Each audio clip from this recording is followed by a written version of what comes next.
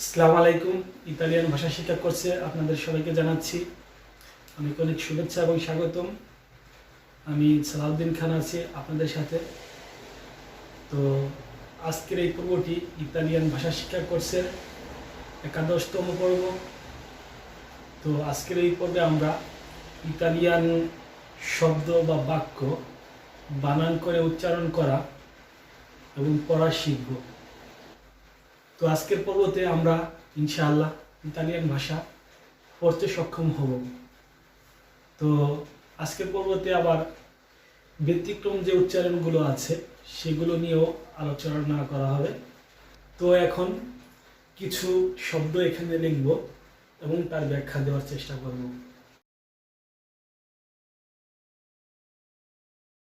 প্রথমে একটি বর্ণ জেড, অর্থাৎ ইতালিয়ান জেতা, জেতা এর ব্যবহারটা দেখব। দেখুন, জেতা এ এর ও, জেতা এ জে এর ও, রো, জেরো, জেরো। এখানে জেতার ব্যবহার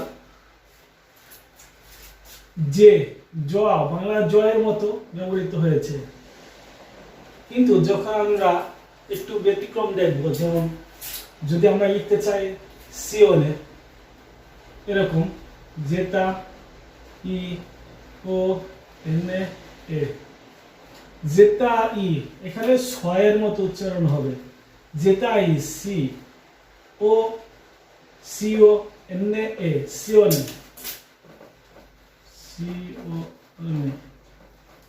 এগুলো হলো ব্যতিক্রম। যেমন কিছু কিছু ক্ষেত্রে জয়ের মতো হবে, কিছু কিছু ক্ষেত্রে ছয়ের মতো হবে। আবার যদি আমরা লিখতে চাই সিওনে এসে দিয়ে, সেক্ষেত্রে হবে এরকম এসে ই ও এন এ, এটাও কিন্তু সিওনে, সিওনে। তো এখানে দেখলাম সিওনে জেতা দিয়ে লিখলেও সিওনে হয়, এসে দিয়ে লিখলেও সিওনে হয়। তো আসলে ব্যতিক্রমগুলো আমাদের শেখা দরকার। আমরা যখন আস্তে আস্তে উপরের লেভেলে যাব ইতালিয়ান ভাষা শিখতে শিখতে, তো তখন আমরা অটোমেটিক এগুলো শিখে যাব। তো এখন দেখুন, যদি আমরা জিওনে লিখতে চাই তাহলে এরকম জি ই ও এন এ, জিওনে। ওই যে আমরা আগে যুক্তবর্ণ শিখেছিলাম জি ই জি, জি ও জি ও এন এ, জিওনে, জি ও নে। আশা করি সিওনে ও জিওনের মধ্যে পার্থক্য বুঝতে পেরেছেন। তো এসে বর্ণটি স্বরবর্ণের সাথে অর্থাৎ ভাওয়ালের সাথে সবসময় স উচ্চারণ হয়, অর্থাৎ এসে আ এলে এ, সালে, সালে। এখানে এসে শব্দটি স এর মতো উচ্চারিত হয়েছে, কিন্তু কিছু কিছু ক্ষেত্রে আবার ব্যতিক্রম দেখা গেছে, যেখানে এসে জয়ের মতো ব্যবহৃত হয়েছে, জয়ের মতো। তো সেগুলো শব্দগুলো কেমন একটু এখন দেখা দিয়েছি বোর্ডে। তো তো যদি আমরা কাজা অর্থাৎ ঘর লিখতে চাই, দেখুন চি আ এসে আ, এক্ষেত্রে কাজা হবে না, ছয়ের মতো হবে না, এখানে হবে জয়ের মতো, কাজা। যদি আমরা লিখতে চাই রোজা, এর ও এসে আ, রোসা হবে না, এটা ব্যতিক্রম, রোজা, রোজা, অর্থাৎ এর ও রো এসে আ, যা, রোজা। এগুলো হলো এসে এর ব্যতিক্রম ব্যবহার। আরেকটি বিষয়, কিছু কিছু শব্দ আছে যা দুটি বর্ণ পাশাপাশি থাকে কিন্তু তাদের মধ্যে কোনো মিল করা যায় না, যেমন এস সি, আপনি এটাকে কিভাবে পড়বেন? এস পি কিভাবে পড়বেন? non si può leggere questo. Allora, quindi come facciamo? আপনাদের উদাহরণস্বরূপ দেখাইতেছি। SCOP স্কপ। এখানে যখন এস সি পাশাপাশি হবে তখন এস এর উচ্চারণ হবে এমন ইস ইস। যখন আপনি ইস বলবেন তাহলে পরের গুলো নরমালি পড়বেন। যেমন আমরা যদি একটি শব্দ লিখি স্কোপ রি, অর্থাৎ আবিষ্কার করা, স্কোপ স্কোপ রি রে, অর্থাৎ SCOP অর্থাৎ স্কপ। এখানে এসটা ইসের মতো উচ্চারিত হবে, এরকম ইসের মতো ইস স্কপ রি রে এস। দেখুন পরের গুলো আমরা পড়ি COP কফ এরে ই কফি এরে এ রে স্কপরি রে ইস কপ রি রে। তো আরেকটি শব্দ আছে ইসবিসেরা। এরকম যদি হয় এসে ভি, কিভাবে করবেন? এই এসএটি হবে ইসের মতো ইস ইস, অর্থাৎ ইস ভি সে এরা, অর্থাৎ এখানে ভি ই দপ্পিও যেটা এ এরে আ ইস ভি সেরা, এখানে এস এর উচ্চারণ ইস এরকম হবে। এবার দেখাবো জেতা এই শব্দটির কোনো ব্যবহার। তো আপনারা খেয়াল করুন, জেতা এর সাথে যখন ভাওয়াল থাকবে, ভাওয়াল হলো যেমন ইংলিশে ভাওয়াল কি এ ই আই ও ইউ, এই পাঁচটি শব্দ ভাওয়াল। আপনাদের বোঝার সুবিধার্থে আমি ইংলিশ দিয়ে বোঝাচ্ছি। যখন এই জেতার সাথে আ এ ই ও উ এই শব্দগুলো থাকবে, যেমন আ, সেক্ষেত্রে এই জেতার উচ্চারণ হবে জয়ের মতো, জয়ের মতো। অর্থাৎ যদি আমরা লিখতে চাই যে, এখানে হবে জি। যখন এই শব্দগুলো থাকবে জেতার সাথে তখন হবে যে। প্রতিটা ক্ষেত্রে জেতার উচ্চারণ জয়ের মতো হবে, জ। যদি আমরা লিখি জেরো তাহলে জেতা এ এর ও জেরো, জয়ের মতো উচ্চারিত হয়েছে জেরো। আর শব্দের মাঝখানে যদি দুইটা জেড থাকে, দুইটা জেতা থাকে, অর্থাৎ এরকম কু দপ্পিও জেতা আ, এখানে দেখুন খেয়াল করে যে দুটি জেতা আছে। এক্ষেত্রে যদি শব্দের মাঝখানে দুটি জেতা থাকে তাহলে চ ছ এরকম উচ্চারিত হবে, চ ছ, অর্থাৎ উ উ জেতা, এখানে হবে পুস। প্রথম জেতাটি চ উচ্চারণ হবে, পরের জেতাটি জেতা আ সা ছ উচ্চারণ হবে।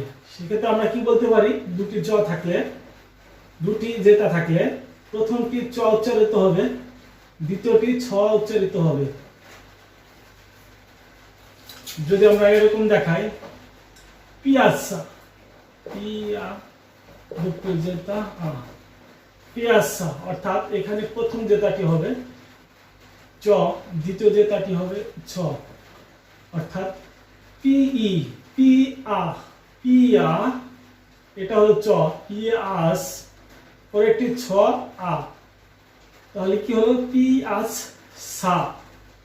আশা করি বুঝতে পেরেছেন। ইতালিয়ান বানান করা খুবই সহজ, খুবই সহজ। আপনি শুধু যে বর্ণগুলো শিখেছেন 21টি বর্ণ, এই 21টি বর্ণ শুধু বলে যাবেন পাশাপাশি। যেমন আমরা লিখি পের ফাভোরে, পের ফাভোরে, এক্ষেত্রে পি এ এর রে, পের, বুঝতে পারছেন আশা করি, পের এফ এ আ ফা, পের ফা, ভি ও ভো, এর রে এ রে, পের ফাভোরে, পের পের ফা ভোরে, ভোরে। অর্থাৎ ভোরে। এখানে কি আসলো? পের কাবরে। তো আরো কিছু শব্দ আপনাদেরকে দেখাবো।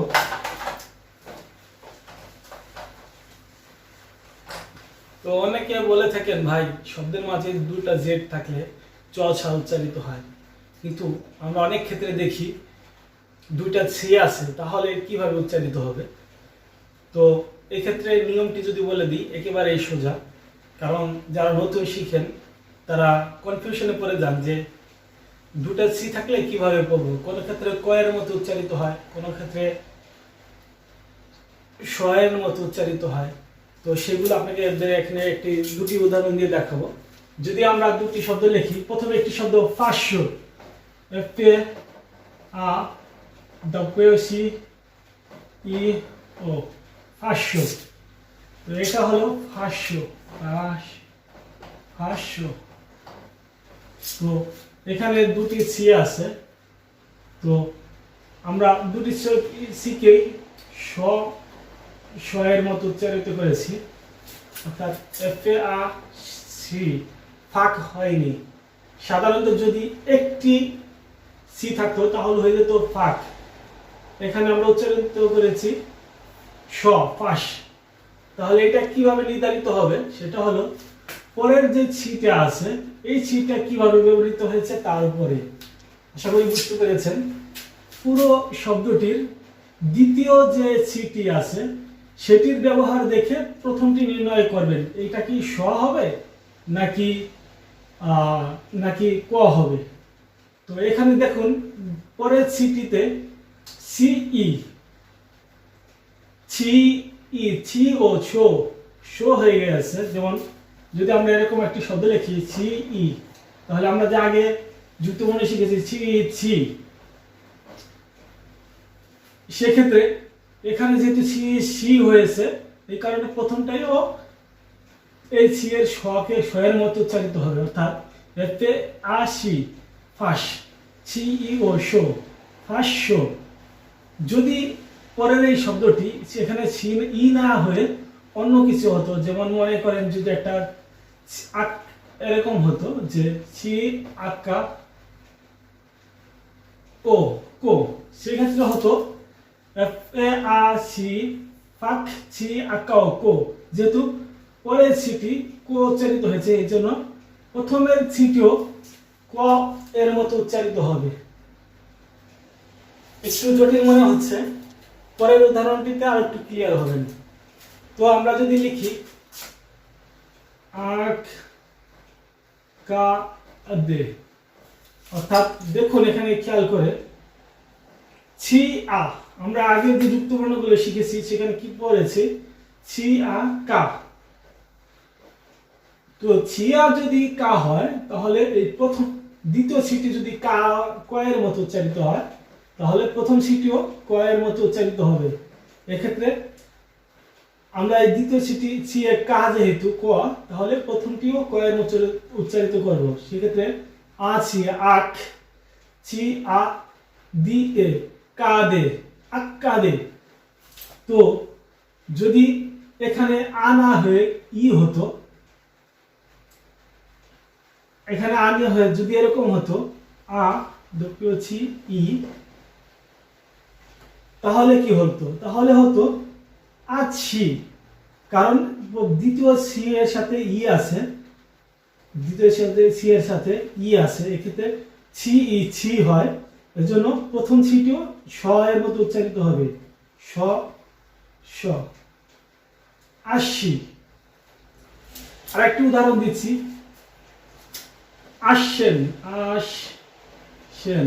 এক্ষেত্রে দেখুন ছি ই ছি হয়, যদি যেহেতু এখানে ছি হয় সেক্ষেত্রে প্রথম ছিটিও ছয়ের মতো উচ্চারিত হবে, অর্থাৎ আশ, আ ছি আশ, সি এ এন, আসেন।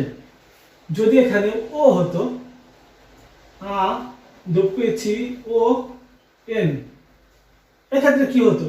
ও হলে যেহেতু সি ও কো, যেহেতু সি ও কো সেহেতু আক্কন, এখানে হতো আক্কন, কারণ সি ও এন কন, সেক্ষেত্রে প্রথম ছিটিও কয়ের মতো উচ্চারিত হবে, আ ছি আক ছি ও এন, কোন।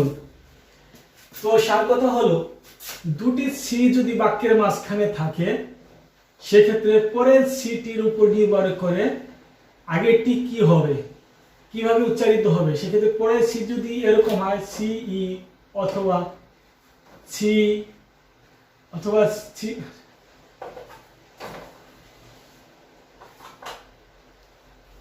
পরের ছিটি যদি এরকম হয়, ছি এর সাথে যদি বর্ণগুলি যুক্ত হয় এরকম ছি ই অথবা ছি ই, সেক্ষেত্রে প্রথমটি স এর মতো উচ্চারিত হবে। যদি এই পরেরটি ছি আ অথবা ছি ও এরকম উচ্চারিত হয়, অর্থাৎ কা কো এরকম উচ্চারিত হয়, সেক্ষেত্রে প্রথমটিও ক এর মতো উচ্চারিত হবে, ক। আশা করি বুঝতে পেরেছেন। তো আরেকটি বিষয় জানিয়ে রাখা ভালো, ইতালিয়ান ভাষায় যে কোনো নাম, যেমন দেশ, শহর, পরবর্তীতে মানুষের নাম, এগুলোর প্রথম অক্ষর বড় হাতের হয়। অর্থাৎ আমার নাম যদি আমি লিখি Salauddin, S A ah L A ah H U double D I N, Salauddin, অর্থাৎ এক্ষেত্রে নামের প্রথম অক্ষর বড় হাতের হবে। একজনের নাম যদি এমন হয় রিমা, রিমা, এক্ষেত্রে নামের প্রথম অক্ষর বড় হাতের হবে। তো এখন শিখাবো উচ্চারণ করা, অর্থাৎ পড়া। তো আপনি কিভাবে পড়বেন একটি শব্দ। মনে করেন আপনি হাত লিখতে চান, তো সেক্ষেত্রে হাতের ইতালিয়ান হলো মানো। তাহলে আমরা এখানে মানো লিখি, আপনারাই বলেন কিভাবে হবে। মানো, সেক্ষেত্রে এম থাকতে হবে শব্দের প্রথমে, এটা তো স্বাভাবিকই। এম এ, এম এর উচ্চারণ ময়ের মতো হয়, তাই না? এম এ, মানো, তাহলে কি আসে? মা, একটা আ আসে, মা, এরপরে মা, নো, একটা এনে আসে, নো, এনে একটা ও, মানো। দেখছেন কি সহজ ইতালিয়ান ভাষা লেখা এবং উচ্চারণ করা এবং পড়া। যদি আমরা লিখতে চাই মাথা, তাহলে কি হবে? তেস্তা, তি এ এস এ তি আ, তি এ এস এ তেস, তি আ তা, তেস্তা। পরবর্তী শব্দ মানকানসা, মান, M A a N A, মান, সি আ এন এ, কান, মান কান, জেতা আ সা, মানকানসা।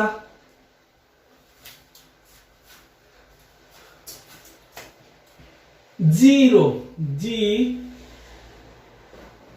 রো, জিরো, জি ই জি রে ও, জিরো। এই জিরো শব্দের অর্থ ঘুড়ি, ঘুড়ি মানে ঘোড়া। একটা কথা আছে না, এরকম ঘোড়া অথবা একটি শহর ঘোড়া, ঘুরে দেখা, এই ধরনের জিরো। আর যখন আমরা লিখবো জেরো, জেতা এ এর রে ও, জেরো মানে শূন্য, শূন্য।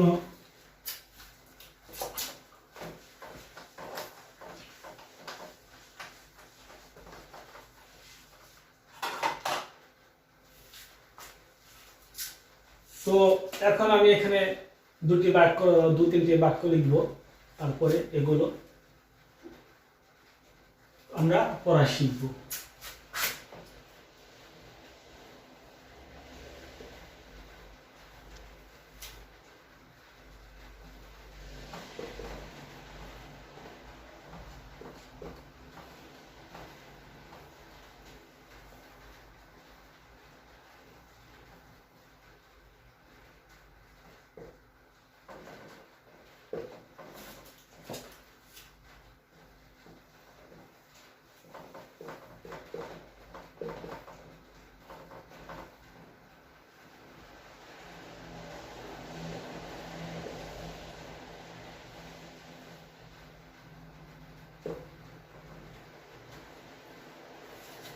আচ্ছা, এখানে আমরা কি লিখেছি একটু খেয়াল করুন, ইও, তাহলে কি হবে E O, E O, E O, S O সো, এন ও নো, সোনো, এর ই রি, এম আ মা, রিমা, ইও সোনো রিমা, অর্থাৎ আমি হলাম রিমা।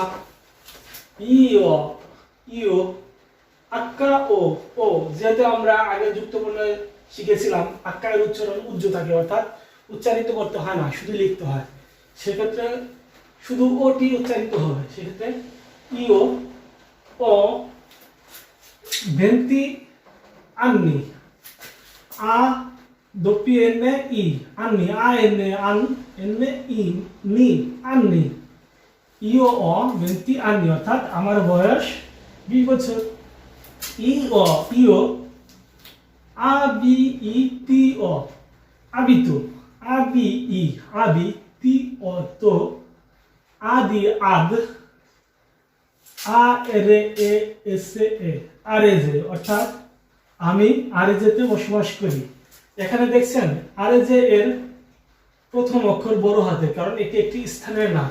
তো আমরা এখন বোর্ডে আরেকটি বাক্য লিখব এবং তা বানান করা শিখব।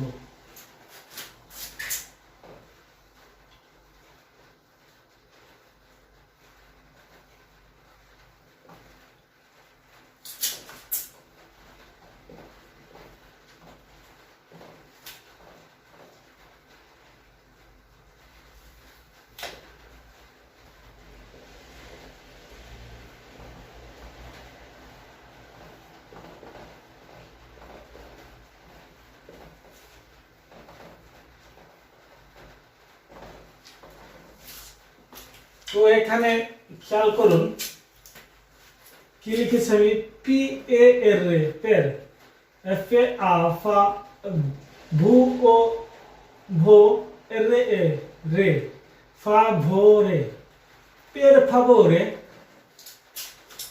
এম ই মি, দি আ ই দাই, মি দাই, ই এল ইল, তি উ ও তুও।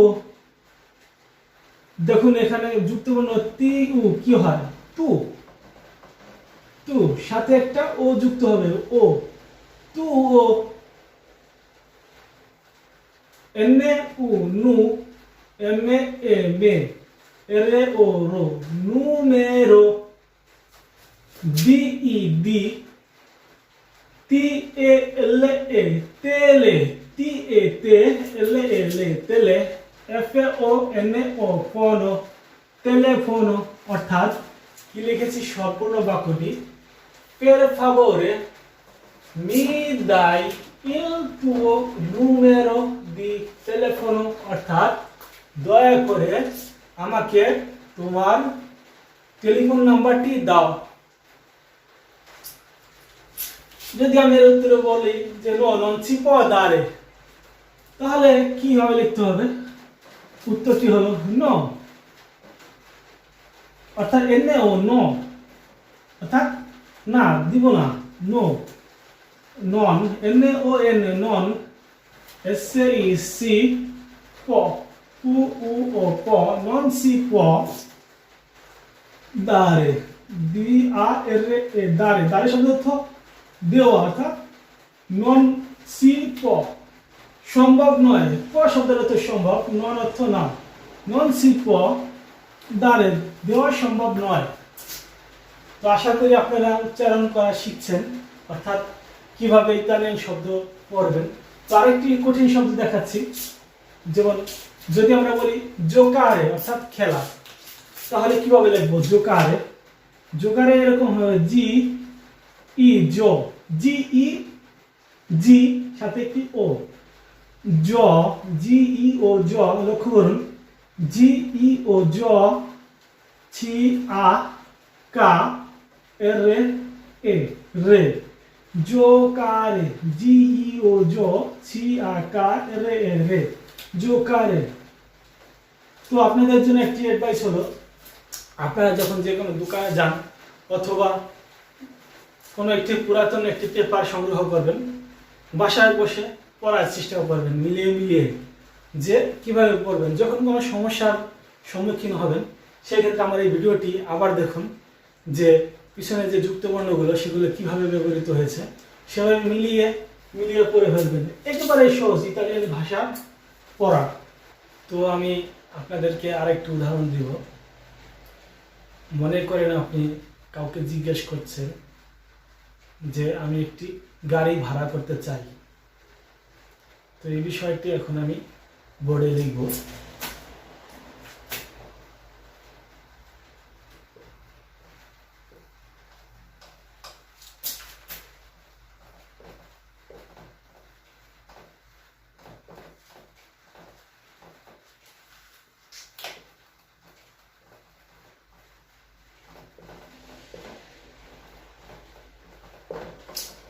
তো এখানে কি লিখছি আমি, ডি ও দ, ভি এ ভে, দ ভে, পি ও এস পস, এস ও স অর্থাৎ পোষ্য, এন ও ন, এল এ জি লেজ, জি ই আ যা, রে এ রে, নলে যা রে, U N A una, M A C Mac, C H I কি N A না মাকিনা। তো এখানে খেয়াল করুন, আমরা যে পূর্বের নিয়মটি শিখেছিলাম যে পরের সিটি যদি দুটি সি যখন থাকে, পরের সি এর সাথে যদি পরের সি এর যে উচ্চারণ হবে, যেমন আমরা সর্বপ্রথম যে যুক্তবর্ণগুলো শিখেছিলাম সেখানে সি আকা ই অর্থাৎ কি, যেহেতু এখানে কয়ের মতো উচ্চারিত হয়েছে, এখানে কয়ের মতো উচ্চারিত হয়েছে, সেক্ষেত্রে প্রথম সিটিও কয়ের মতো উচ্চারিত হবে, অর্থাৎ এম এ আ সি মাক, চি আকাই কি, এন এ আ না মাকিনা। তো আমরা পড়ার প্রথমে একটি শব্দ পড়ার প্রথমে দেখব দুইটা সির পরের সি এর ব্যবহার কেমন। পরের সি যদি কয়ের মতো ব্যবহার হয় তাহলে প্রথম সিটিও কয়ের মতো হবে। সেক্ষেত্রে এম এ আ সি মাক, সি আকাই কি, এন এ না মাকিনা, অর্থাৎ দবে পচ্ছ নলে জারে উনা মাকিনা। এই শব্দটির অর্থ কোথায় একটি গাড়ি ভাড়া করা যেতে পারে। তো আরেকটি শব্দ লিখব ইম্পর্টেন্ট অর্থাৎ ইম্পর্টান্তে, সেটা হলো attenzione, যেটা ই ও এন এ। তো আমরা তো সাধারণত জানি যেটা এর উচ্চারণ জয়ের মতো হয়, যেটার উচ্চারণ জয়ের মতো হয়, কিন্তু এখানে পূর্বে যে একটি ব্যতিক্রম নিয়ম শিখিয়েছিলাম যেটা ই ও এন এ, এটা হয়ে যাবে সিওনে। সেক্ষেত্রে আ তি তি এ এন অর্থাৎ আতিয়াত, টি এ এন এ তেন, আতেন, যেটা ই ও এন এ সিওনে অর্থাৎ attenzione, attenzione।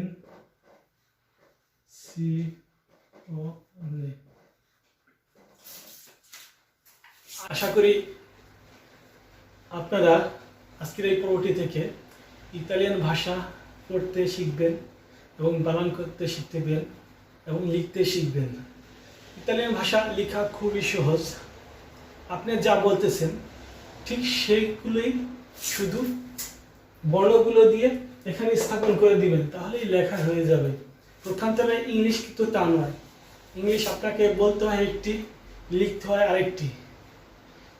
যেমন উদাহরণস্বরূপ NIGHT নাইট। তো যদি ইতালিয়ান লিখতে হতো তাহলে কিভাবে লিখতেন, নাইট অর্থাৎ NAI না ই টি নাইট, এখানে একটা জি আসতো না। তো এটা শুধু অবশ্যই এই শব্দের ব্যবহার নেই, উদাহরণের জন্য আপনাদের দেখালাম। তো ইতালিয়ানও কিছু ব্যতিক্রম আছে। তো সেগুলো হলো ব্যতিক্রম লেখাগুলো এরকম, যেমন আমরা বাথরুমকে ইতালিয়ান ভাষায় বলি বানিও, তাহলে বানিও কিভাবে লেখা হয়।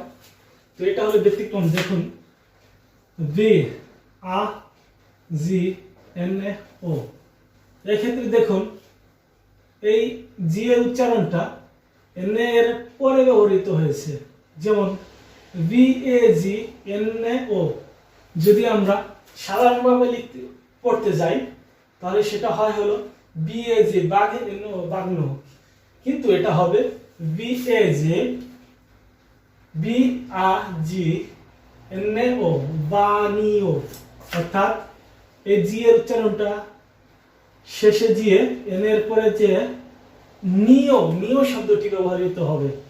তো যত ক্ষেত্রে আপনারা GIN এটা পাশাপাশি পাবেন সেক্ষেত্রে আপনাদের নিও পড়তে হবে এবং জি প্রথমে উচ্চারিত হবে না, যেমন বিএ বা এন এর পরে একটা ই এর মতো উচ্চারণ হবে ইও নিও, এই জিটা ই হয়ে যাবে, ই এর মতো উচ্চারিত হবে ইও বা নিও, কারণ এটি একটি ব্যতিক্রম। বা নি ও। তো বন্ধুরা, আজকের পর্বটি এখানেই শেষ করছি। আপনাদের যদি কোনো জিজ্ঞাসা থাকে বা কোনো কিছু বুঝতে সমস্যার সম্মুখীন হন সেক্ষেত্রে আপনারা এই পর্বটির অর্থাৎ এই ভিডিওটির কমেন্ট করে জানাবেন। হয় আমি আরেকটি পর্বে আপনাদেরকে এই প্রশ্নগুলোর উত্তর দেব অথবা কমেন্টে উত্তরগুলো দিয়ে দেবো। সবাই সে পর্যন্ত ভালো থাকবেন, সুস্থ থাকবেন। আল্লাহ হাফেজ।